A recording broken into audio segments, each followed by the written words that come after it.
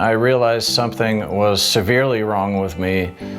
When I was a bit younger, I began a battery of neurological tests to get the diagnosis that I have now, and that's primary progressive multiple sclerosis. Before I was diagnosed with MS, I worked with professional sports leagues traveling the country. I was still a competitive tennis player, and I taught tennis as well.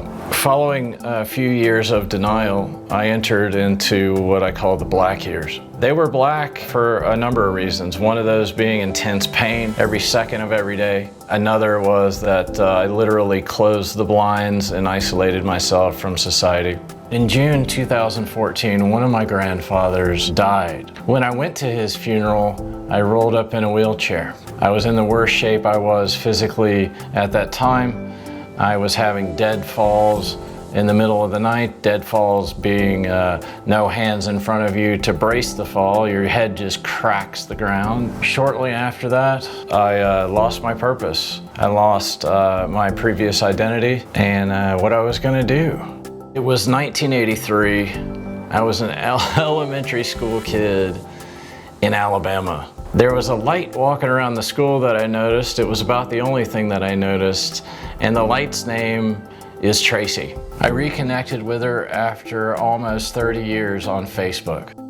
I saw a picture of Chris, and he was still the good-looking guy that I had known in high school, but he had a walking cane behind him, and I didn't understand why. He had been a star athlete, so I thought maybe he was injured, and I wanted to understand more. I told her that I had MS, and I sent her a picture. That has helped me clarify what the symptoms are. And I wanted to go down to Florida, and I wanted to see what might be in store.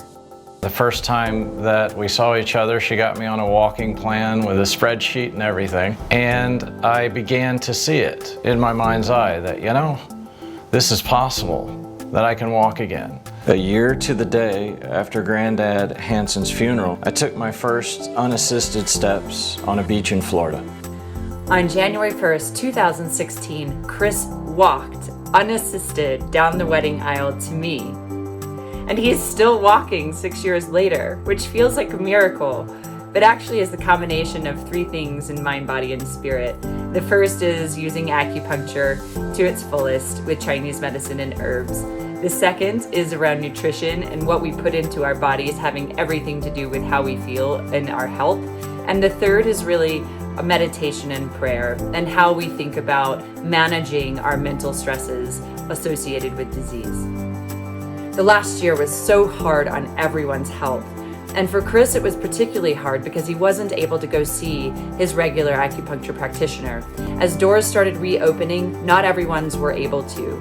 And so in this time of extreme need for healing, we realized that there aren't enough healers out there. So we created Refuge Acupuncture to be able to treat 800 patients a month and 10,000 patients a year in 5 areas: pain, GI issues, fertility issues, sports recovery, and mental issues such as anxiety and depression. And with us, we have 35 years of experienced acupuncturists to help us treat our patients heavenly.